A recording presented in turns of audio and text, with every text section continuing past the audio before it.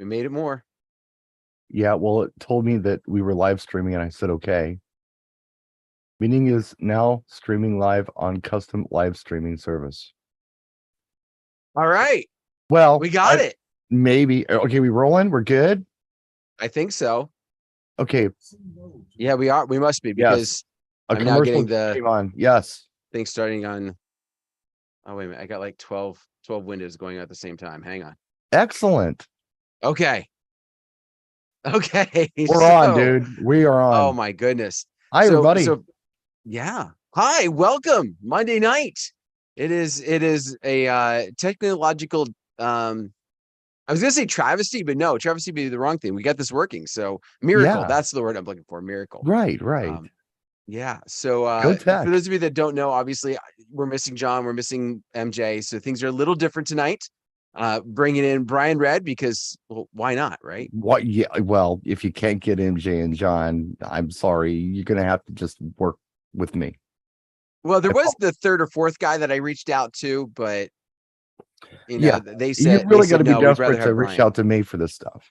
Yeah, but I'm here. It's all good. I'm here. No, I'll be honest with you. Like, so John's got some things going on, and so just obviously, everybody, if you do know what's going on, awesome. But if you don't know what's going on, we're not getting into it. Just say, thoughts, prayers, with him and everything going on. So, but here's the thing. So, what you've posted these videos recently? Okay. Like only like 4,000 in the past year and a half. Right? But more specifically, so recently you got talking about stress. Yeah. And as I was thinking about this Monday night and what we were going to do, just your title was enough that made me go, ooh, this is a hot topic right now. So tonight I want to talk a little bit about your scenario for those of the people that haven't kind of filled in and watched the two videos that you released regarding stress. You're right. But then I also kind of want to flesh it out. And we'll talk about some other things regarding stress. So let's start with that first piece. So for those who have not caught your video, haven't watched it, give us the Reader's Digest version of what happened and your 2 cents on that. Well, it just seemed like that I was stressed out about every event to the point where it was kind of ruining the rest of my week. And as does Shocky's, one of the perks of being a full-time DJ is that you got some time with your family, you have some time to do other things, but I wasn't enjoying that time. I just found myself stressed. So I had to ask myself why. And it wasn't because I can't do the job. It wasn't because that I was in over my head or I accepted a job that was, too much for me or something. It was simply because I feel like I'm empathetic, and because I'm so empathetic, I'm feeding off of whatever the client's mood is. If they're stressed, I'm stressed. If they're nervous, I'm nervous. If they're afraid, I'm afraid. And once I realized that's what I was doing, I just said to myself, look, you know what you're doing. You've been doing this since you were a kid. This is really all you know how to do. So don't worry about it. Just their stress is their stress. Let it be their stress. Don't let it affect you, which was a process mentally to get your head around. But once I did, I was just a happier guy.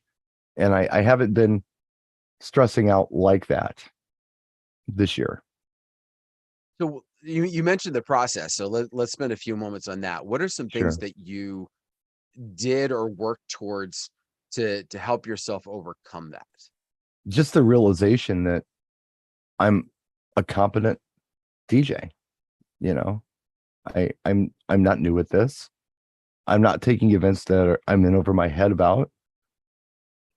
I'm asking questions. I'm making sure that I'm the person for the job before I accept the job. So if I know how to do this, then the stress isn't real. It's not my stress. It's their stress. And I'm just like this stress chameleon, I guess. Yeah, I don't know how else to say it, but I had to just, tell myself over and over again, dude, it's going to be fine. It's always fine. You never do a job and it's catastrophic. It's always fine. You always work it out. And you don't know what the obstacles are going to be until you're there. So why worry about them until you're there? Just do your prep, do your due diligence before you step into the job, and everything will be fine. It's just a matter of telling yourself that over and over again, or for me, it was.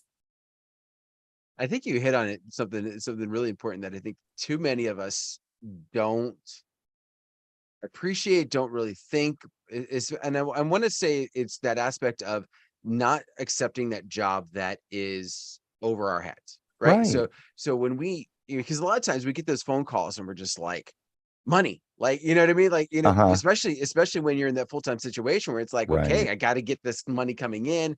It might be an off time of season and you're like, I wasn't expecting that, like that. Right. I didn't budget for a Saturday in January because I typically don't get anything for a Saturday in Right. January. So they want me to do this quinceañera and I've never done one before. I don't care. Let's do it. It's money.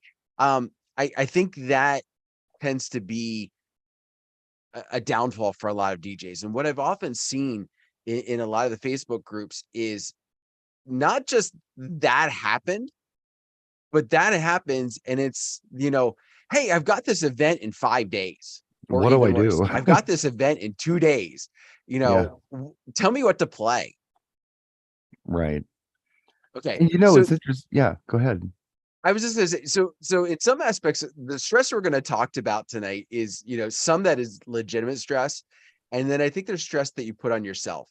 And Yeah. accepting an event that you haven't done before, especially if you're a growing DJ, I think that's okay if you're upfront, Mm-hmm. you do the research, Mm-hmm. you do the preparing, and you get ready for it. Absolutely. Where I think it's your own fault, and I just want to smack you upside the head when you're saying, I've got this event in 2 days, what should I What do play? I do? Yeah. Like, come on, like, Uh, if this was 20 years ago, you'd be SOL, right? You wouldn't have your friends to turn to Right. on Facebook to Right. ask, what can I do? Not to Technology. mention getting the music that fast, but Right. Exactly. Yeah. You know, so go ahead. yeah, no, I was just gonna say that, I'm not against taking on a challenge, even if it's something that I don't really have a lot of experience with. I do quinceañeras. I don't speak Spanish, but I don't advertise myself as a quinceañera DJ. And when I talk to a potential client, I am very upfront with them. Say, understand this. I don't speak Spanish. And I know people who are amazing quinceañera DJs, but I'm honest about my abilities. I know the music, and I do. Absolutely. I know, the things that they do traditionally. If they're doing traditional things, I know those things. But I don't speak Spanish, and really, I could probably find you somebody who's a better choice. Just so you understand where I'm at, we're good. So I'm honest about it. Mm-hmm. I don't come at every client I have and say, "Oh yeah, it's going to be awesome." I'm not that guy. There are people out there, and that's how they sell. It's amazing. It's awesome. There have been people who put on trade shows who have said that.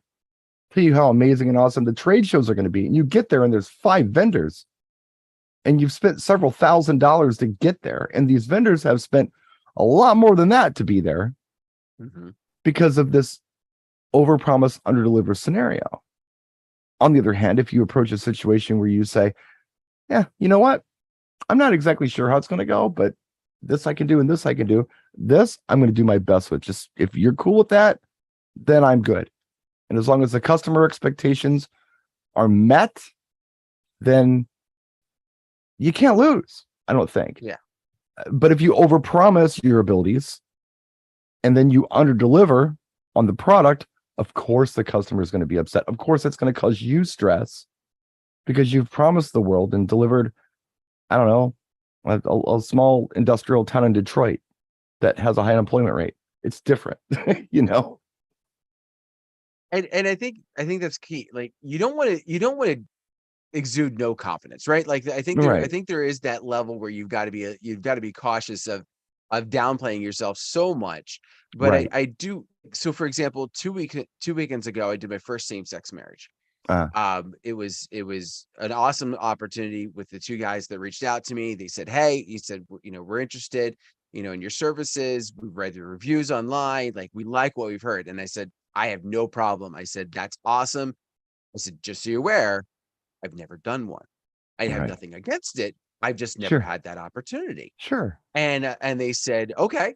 They said, we respect that. Like, you were completely honest with us, but we believe, and in our conversation, like I met with one, and we did it all over the phone, and I was just like grilling them about the same things they were grilling me. And when it was all said and done, they said, no, we think you're the person for the job. And I said, Right. awesome. I said, let's go ahead. And I Sure. said, when I said, I look at myself as inclusive, like in my forums and everything else. But I said, if there's something that's not, I said, be honest with me, let me know so I can improve, so I can grow. Sure. And I said, please know that there's anything that would quote unquote offend, right? Is not fitting up. They let me know. And they were fine with that. And you know what? That wedding was stress-free from Yeah. that side. From that side. There were some other stresses, but that was also because, like, I prefer to do a lot of stuff. We talk about homework. I prefer to do my homework 2 months in advance. Before I finally was able to get them to lock into a meeting, because the one is a flight attendant and the other one is working crazy hours. It was a week and a half before the wedding. Sure. 2 months, week and a half. Dan's under some stress. So I tell you something, just while we're on the topic, not to no, you're turn fine. left, but I've been doing the same-sex weddings, and gay weddings more. And I say gay because that's usually what the gentlemen who are getting married refer to them as. Same sex as, that could be either. I've done those 2 women as well, but the dirty secret is it's a wedding. It's nothing weird. It's just a wedding, and it doesn't feel weird when you're there and everyone's happy and supportive, and the music is the same. And the only thing that, I was talking to a friend of mine, I won't say who he was. The only thing that, like, a friend of mine had a hard time getting his head around the rhetoric that he uses for announcements. He always wants to talk about our bride and groom or Mr. and Mrs. And I'm like, why don't you just say our newlyweds, or, the newly married, or just Bob and Steve? How about that? You don't have to give these titles on things. It's like, wow, I never thought of that. I tell you what I like about gay weddings specifically. And tell me if you felt this too. And if you didn't, maybe I'm going to point something out to you that you didn't realize. Men reason like men. It doesn't matter what your sexual preference is. Men think the same. Women are different. That's our bride. And she's usually a little more freaked out about things, where men can reason like men. Hey, we were thinking about doing this thing like this. Well, we could do that, but would you mind if I shared some ideas with you? Well, no, go right ahead. Well, how about this, this, and this? I think it worked better because of this, this, and this. You know what? That's a great point. Like, what? You know what? You guys are awesome. I'm happy to be working with you because you listen to reason. It is amazing. Yeah. And I'm not suggesting that women aren't reasonable. I'm just suggesting that brides tend to get a little more freaked out about things. And of Address course, all hate mail to Brian S. Red. Yes, please, to me. Yeah. Bring it on. No, I do agree. Like, that was one of the things that they applauded me for. Like, when it was all said and done, they were like, you came prepared, because they were freaking out. And it just came down to, kind of nervousness. They were from out of the area. It was where they got married was about halfway between both families. And so they wanted to try and make it as best as possible. Yeah, that makes sense. They were nervous from the standpoint of, doing everything from a distance. And when it came down to it, it was like afterwards, they were just like, we were so worried. Like, and Richard was basically like, John was being your typical bride. He was worried about every little thing that we were going to have to do today. And he said it was fine. And so it was fun just to kind of see that, but it took that stress right out of the situation. And it was really just comfortable to be able to do that again, because as we said, the communication is going to be key. I'm doing a wedding for 2 gentlemen next weekend, and they've been very easy to work with, and they want what they want. Like, they have some definite wants, like we got to have this. As long as they have this thing, whatever it is, they're going to be fine. Sometimes it's a lighting thing. Sometimes it's a style of cocktail music. So it's always something that they want that's very specific, just like any other wedding. As long as you deliver that, they're happy. It's just, yeah, just a breeze. But yeah, no stress on those for me, and no stress for you anymore because you've done them. You're no longer a newbie. Yeah, that's professional. True. That's true. Yeah. Now when somebody asks him, I do 1,000 of them. Oh wait, no. Yeah. No. Not all in 1 year anyway. Yeah. No, definitely not. The other piece that I wanted to talk about was, the stress that we kind of put on ourselves, right? And let me kind of clarify that. So I'm sorry, Robin. By the way, I'm sorry, Robin. No, I wasn't picking on you. So. Oh, that's my true. friend Robin in the chat. Yeah. Yes. We love you, Robin. And by the way, we're thankful that she's been safe. She came through everything with Ian last week, and so I expect nothing less from Robin. She's just knocks it no, out of she was the going park to take every time. that. She was going to take that hurricane. The reason why I didn't take out Florida is because Robin stood in the way and said, "No, you're not coming to my area." Nope, not here. Exactly. Travis was behind her. I can see it all now. Yeah. Where was I going with that? Oh, this time of year. Dan. So no, it's fine. So this time of the year is, I mean, for around where I'm at, huge wedding, right? Fall seems to be bigger than summers ever were within my career. Me too. Okay, good. So I call myself the fall guy now. Okay. But no, really, I'm the fall guy. Okay. For wedding DJs. Yeah. And that really seems, and for a lot of people, I think that's the case. Unless you're in kind of a weird climate area or completely reverse seasons, everybody likes fall because you get the colors and you get the cooler temperatures and you don't have to, it's not 100 degrees in, a barn. Absolutely. But I think one of the problems that I run into, and maybe this is just me personally, but it seems like this time of year, rather, I should say, is always the busiest also for my personal life. Gotcha. Well, you have younger kids yet. I do. Yeah. So I've got a 13 and I've got a 6-year-old. Yeah. 13-year-old's involved in sports and band and theater and scouts. And it's just we're running everywhere. I remember those days. Yeah. I don't know if it's more because of that, but it just feels like when it rains, it pours. Right. When I need to be planning for these events and I need to be able to put the finishing touches on these events are when I'm I've got 5 minutes. All right, let me grab my computer. Let me type something out. Right. And I think that's why I like to have a lot of my meetings 2 months in advance. So that if I only get 5 minutes here or 5 minutes there, I can do so. Do you run into some of the same type of things? I mean, being full time, it's probably a little different because you don't have the day job, pulling 40 hours from you. But right. I've done it. Talked about what you were doing. I've been there before. Yeah. You got the honeydew list. Yeah. So yeah, I understand where you're coming from on that. And the way I can kind of relate to what you're talking about now, in my life, of course I could relate to it when the kids were little. Now I have young grandkids and they're not my problem. But when the kids were little, I can relate to what you're talking about. Now, think about this time of year. So tomorrow it's going to be 76 degrees. Wow. I mean, that's really warm. Right now it's 54. So tomorrow's going to be 76 degrees. That's my day to pull that 65 Mustang out of the garage and go for a drive. I don't know how many more nice days I'm going to have to do it. But that's what I'm doing tomorrow.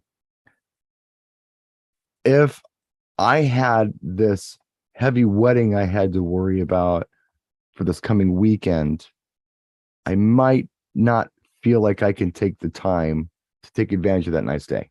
Does that make sense to you? Totally.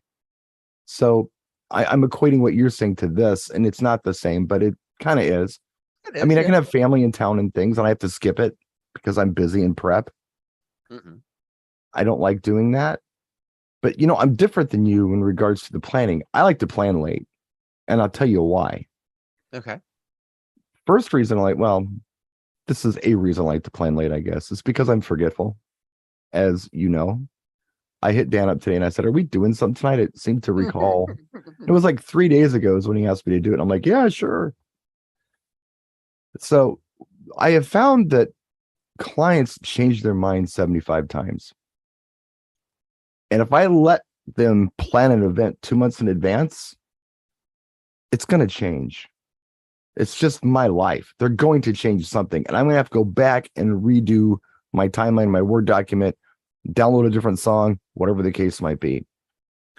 So if I make them wait until like week and a half out to really just nail everything down, they don't have time to rethink it. And it's fresh in my mind. So I'm only doing one wedding at a time. I'm focused on you this week. This is your week. So we're going to finalize your timeline. We're going to do all your music downloads. We're going to all this other stuff. And everyone else can wait because this is not their week.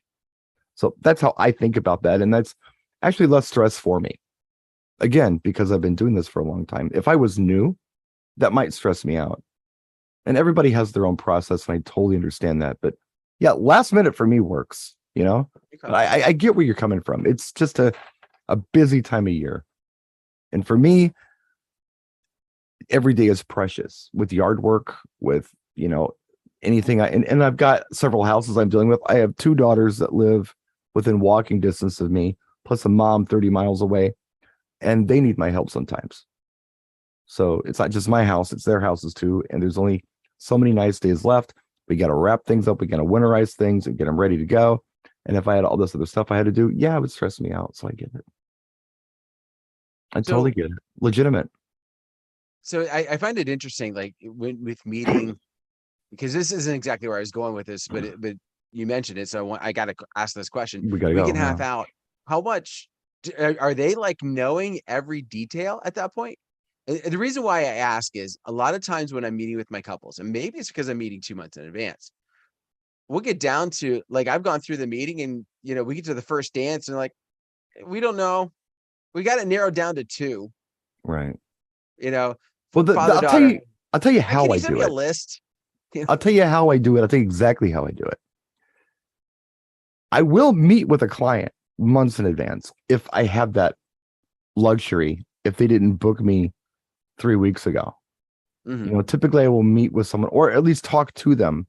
I call it the preliminary meeting where we talk about how things could go. And they tell me what their vision is. I explain to them that I'm not the boss. I'm only the coach. They're the athlete. You know, however they decide to throw the balls up to them, I may advise they do it a certain way, but if they do it a different way, that's fine. We're still friends. I'm only going to throw suggestions out there to, you know, based on my experience to help make your event more successful. But whatever you want to do ultimately is fine. I suggest this, this, this, and this. Now, for your songs, yeah, I need a song for this, this, and this. So let's see if you can figure that out sometime before your event. We'll be talking a week or so before this happens. So they already have the seed planted in their head. And they've done all of this, whatever they do with Excel spreadsheets and things. So when I talk to them, they're ready to go. Hey, we like your suggestion about this and this. We want to try this. Okay, let's do that. We want to do this too. Okay, we can try this, but if we change this, I think it would be more efficient. I think it would just get you to dancing quicker without rushing things. I like that idea. It works. So I'm not coming in to them cold the week out. Don't misunderstand me. Mm-hmm. We've talked, but we finalize things the week of, if that makes sense. Oh, totally. Totally. It helps me and it helps them too. They have plenty of time to process this. And if we get to the point where it comes time to plan this thing and they say something like, well, we don't really know what we want for our grand entrance song. We've talked about it and we're on the table or we're on the fence about it. I'll say something like, you know what? Don't even worry about it. I tell you what we'll do. When I'm lining you guys up, let's take a vote from the wedding party and see if they want what they want to hear. And I probably have it. And we'll just play it. They're like, oh, love it. It's what they want. It's not what we decide they should want via our forms that we send to them. It's what they want. It's their event, and every event is custom, in my opinion. So, you know, it doesn't matter. That stuff doesn't matter. The only thing I'd like to have for you is like a first dance song. I'd like to know what you'd like to have for that. If there's something in particular, and I'd like an idea. Picking that song for them. I don't want to do that, although it's been done before. Really? Yes, back in the old days in the 80s, some people just didn't put anything down. So we played a song called When We Get Married. I can't remember who did it. It was like, I'll have to look it up. It was somebody Pierce, Roy Price, maybe. When We Get Married. That was the default song. I say when I pulled that up, it said the Dream Lovers. Maybe that's what it is. And then the default song for the father-daughter was Daddy's Little Girl. That might have been Ray Price. Okay. And there was no such thing as a mother-son dance. And then for the wedding party dance, the default song was That's What Friends Are For, Dionne Warwick, Elton John, and everybody else. Of course. For real. I am not even kidding. So yeah, it's different now. Oh my gosh. I know. Yeah. That was back in the old days. I mean, if you had an opinion on it, that was fine. But if you didn't, we just played those songs by default. Yeah. And I think in some aspects, kind of very similar to, it wouldn't feel out of place. You run into that same situation right now. You play Tim McGraw, My Little Girl, or you play Heartland, I Loved Her First for the father-daughter. And everybody's like, oh, okay. You play Ed Sheeran, Perfect. And everybody's like, oh, okay. Yeah, sure. Nobody would throw a red flag and go, really? You picked that one? Yeah. Yeah. So old day stuff. Yeah. All right. So our next area of stress that I wanted to kind of to throw out, or I should say source of stress, maybe be the other way to look at it. Sure.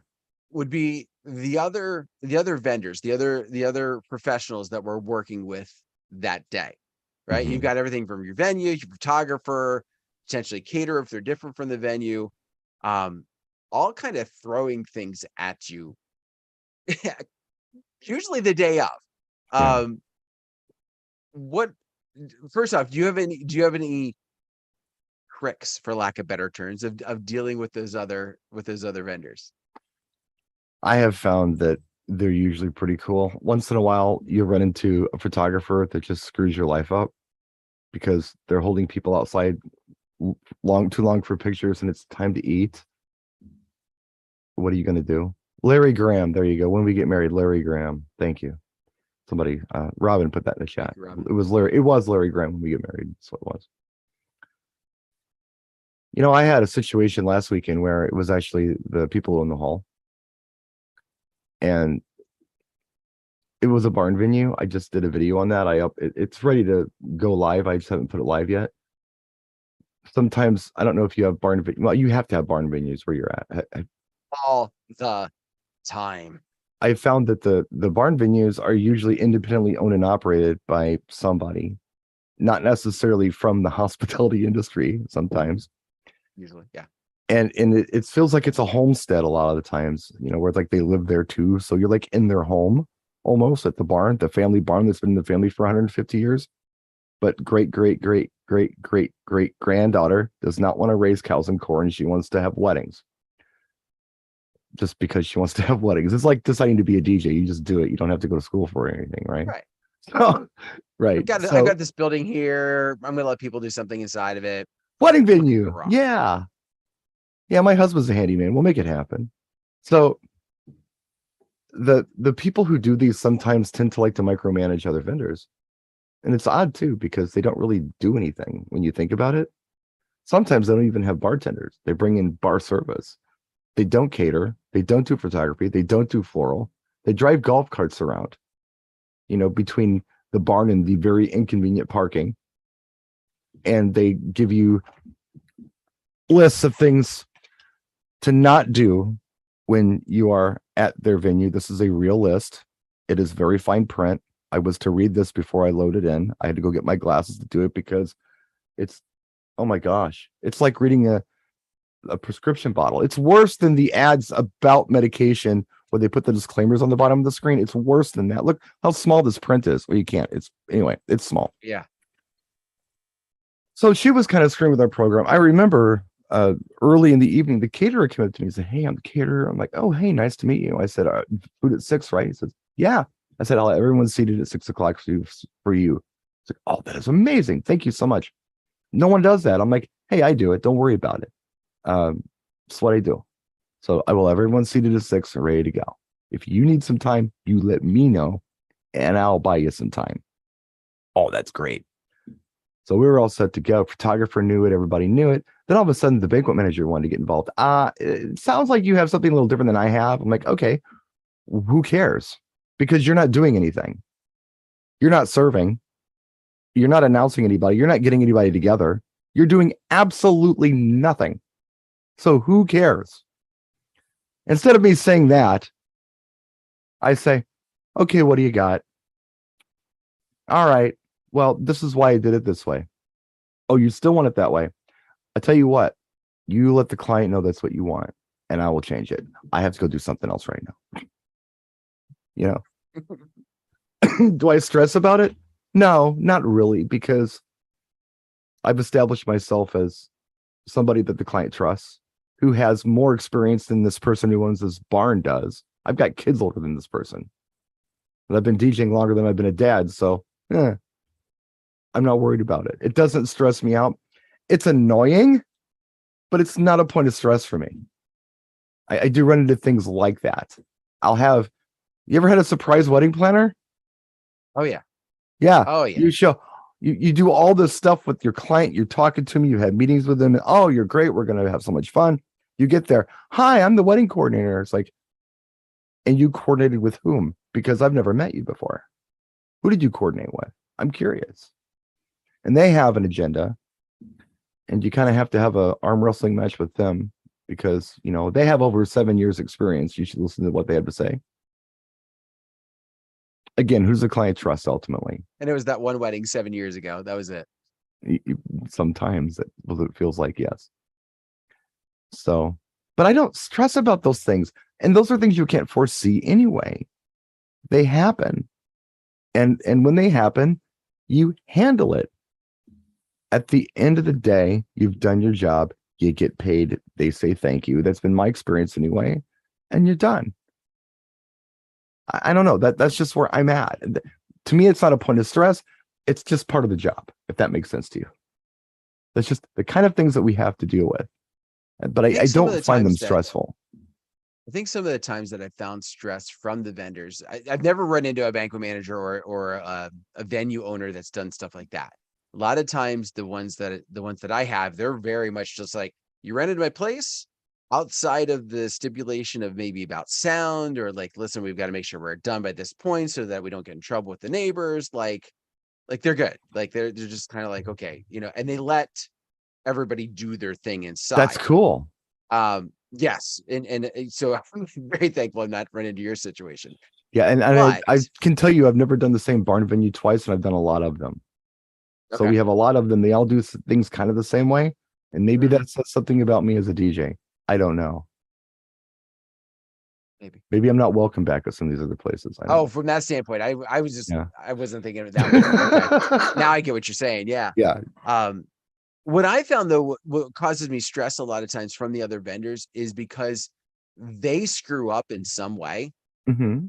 And not that it's my responsibility to pick up the pieces, but maybe the type of person I am, like I want to try and pick up the pieces and get this corrected and back on course as quickly as possible. Sure. Whether it's, you know, for example, you mentioned the photographer who keeps people outside too long. Well, what I always find interesting is the ones that we got to go for sunset pictures. We got to go now. And it was like, magic you hour. originally told me it was going to be this point, but okay, that's fine. How long are you going to be gone?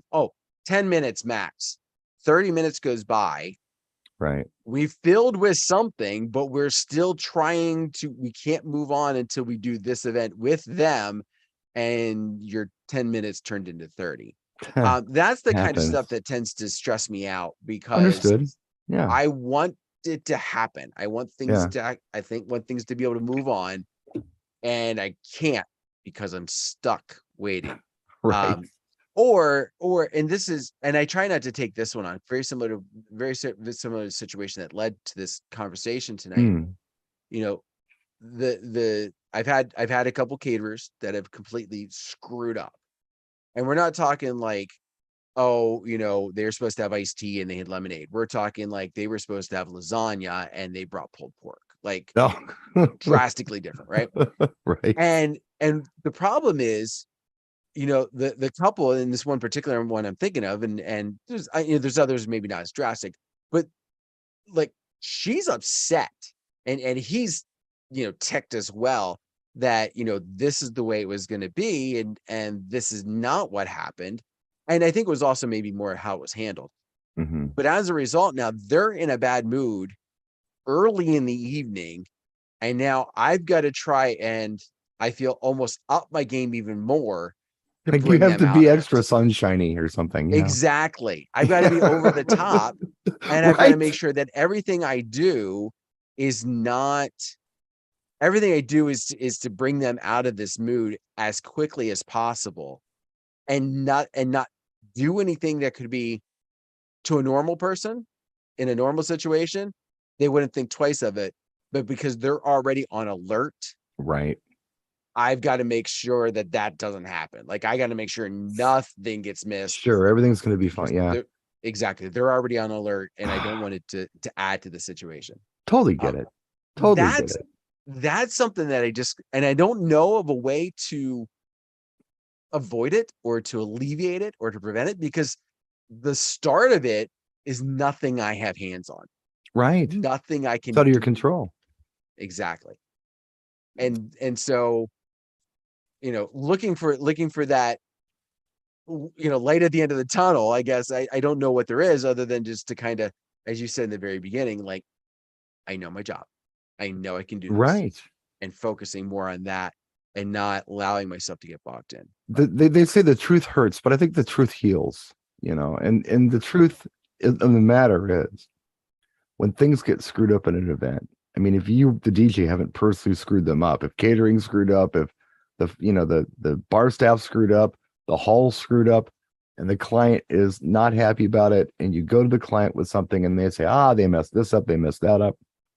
Hey, do you think anyone else notices? So what do you mean? It's like, well, you and I know it's messed up, but do you think they know it's messed up? Probably not. It's like, well, then it's fine. They're not even going to know the difference. They're not even going to know there's a problem. So let's just do this. And they won't know the difference. Like, never thought of it that way. Almost have to become the crisis counselor at that point, And I was never a certified crisis counselor, but I sure feel like one. I think I could probably do that job. But that's almost what I don't bring it up to them. Hey, I know this is screwed up, but it's going to be fine. If they bring it up to me, then, that's okay. We can work around that. Don't worry about it. Nobody knows the difference. Just you and me know, but nobody else knows. People don't think straight on their wedding day. Of course they don't. I've never been married, but I wouldn't be thinking straight on my wedding day with all my family there and all her family there and everybody we know. Nope. I wouldn't be on my best. But if we're on our best and we're calm and we're not stressed, we can think straight and we can come up with solutions. Yeah, and I think just you hit the nail on the head. Being that resource that's available, if need be, is definitely something that can help and not adding to that stress by being stressed.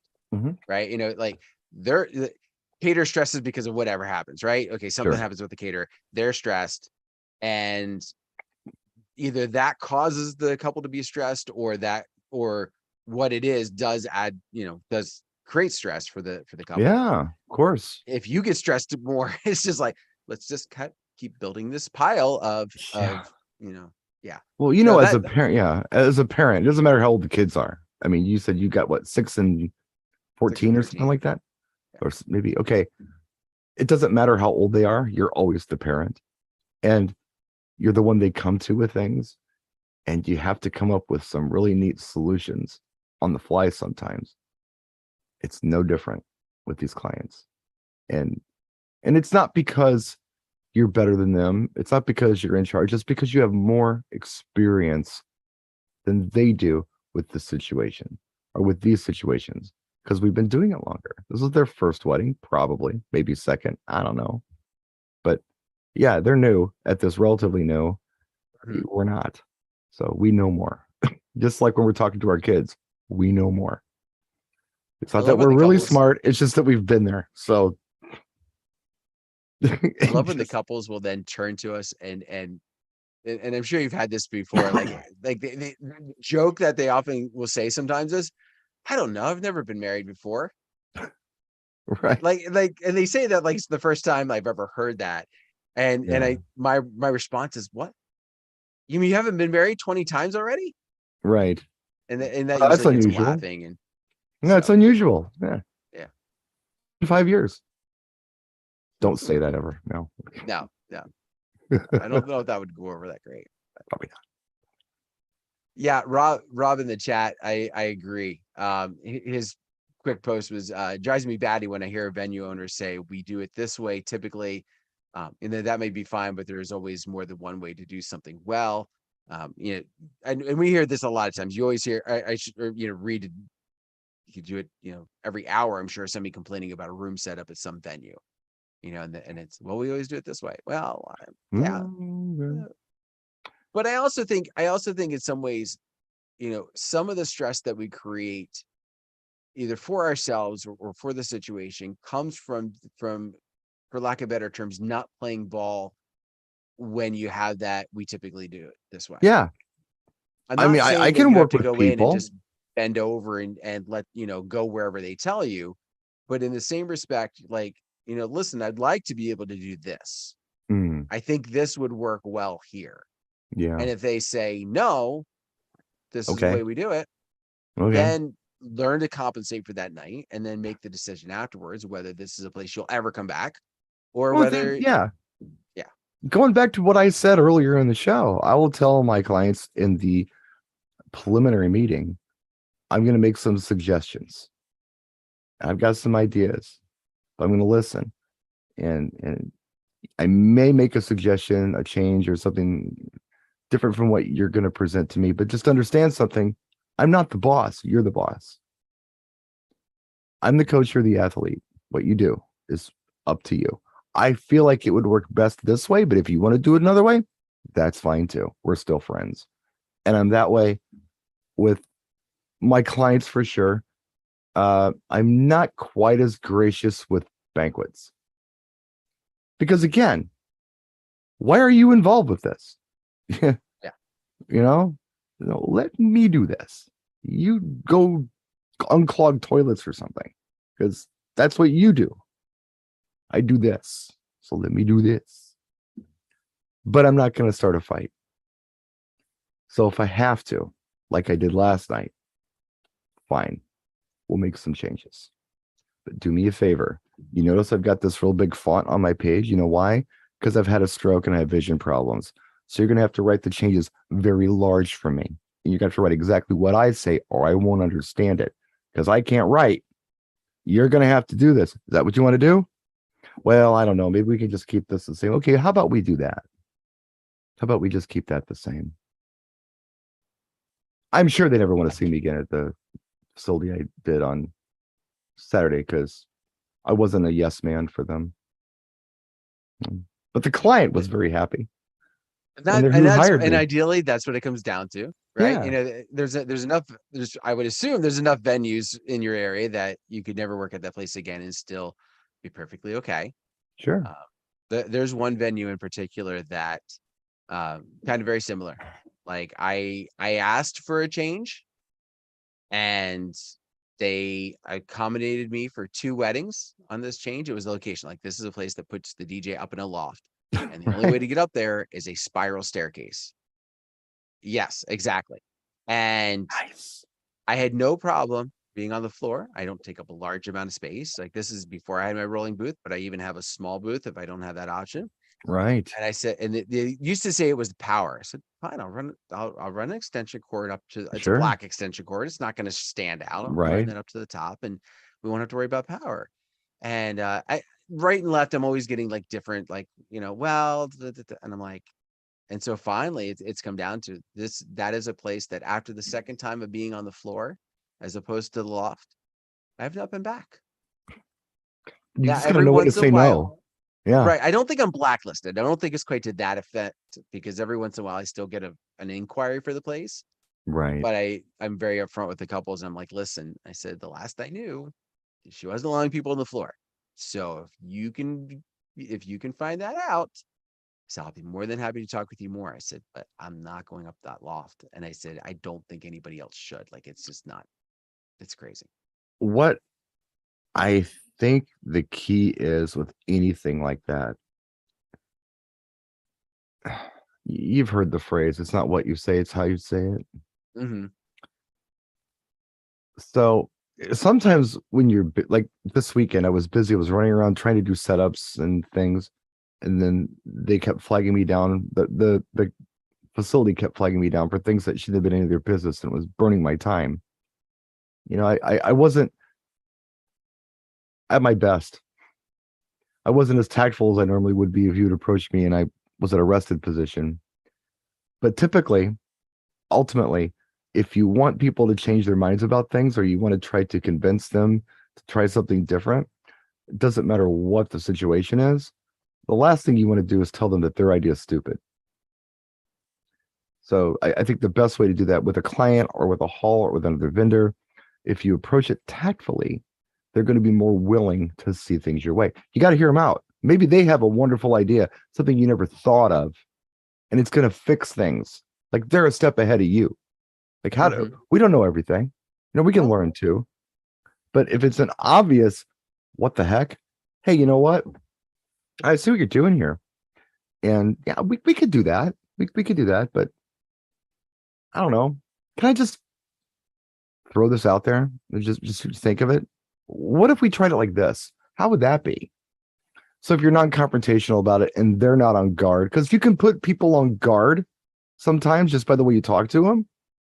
If you keep them in a place where they're open to ideas and they're not just automatically on the defensive, like talking politics, maybe you'll get somewhere with these people.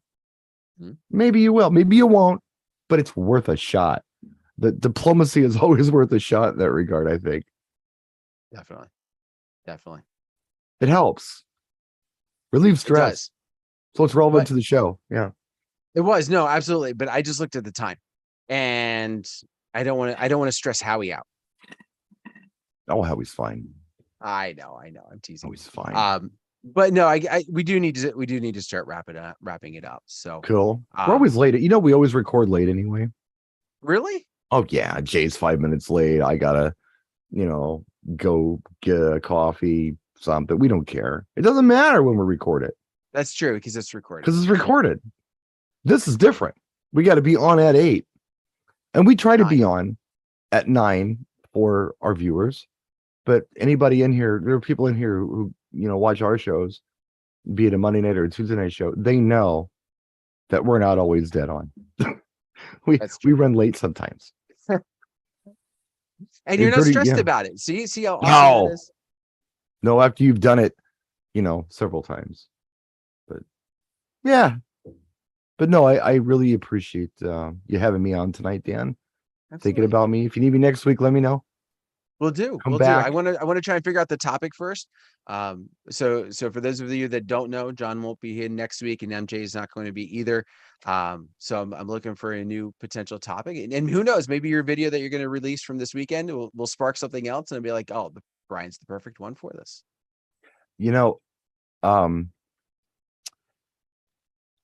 I had a brain fart. Don't worry about it.